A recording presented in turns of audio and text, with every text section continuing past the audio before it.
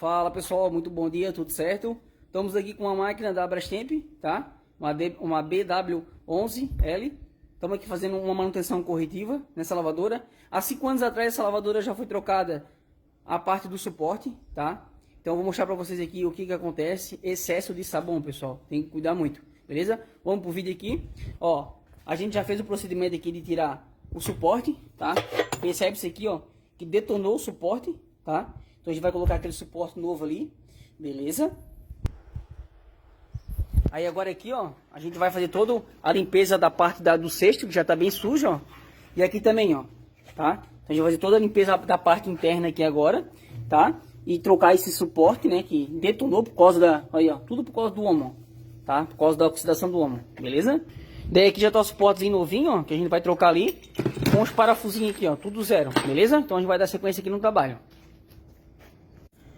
Então, pessoal, nota aqui, ó, o que o sabão faz, ó. Chegou a derreter, ó, um suporte desse aqui, ó, né, que tem aí a sua estrutura, né, deve ser aqui um ferro usinado, alguma coisa assim, uma fibra de carbono, é um material duro aqui, entendeu?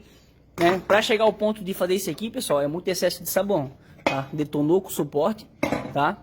O defeito dela aqui na parte da centrifugação, ela se balançava inteira, tá? Ela não consegue ter estrutura própria, tá? Então a gente vai dar sequência aqui agora, vai limpar toda essa parte do cesto aqui, certo? Vamos limpar a parte do tanque ali também, deixar zero bala, trocar o suporte e dar sequência aqui, testar a máquina para entregar para o cliente, beleza? Dando sequência aqui, depois eu mostro para vocês aqui a máquina de teste, máquina limpinha, já com o suporte trocado.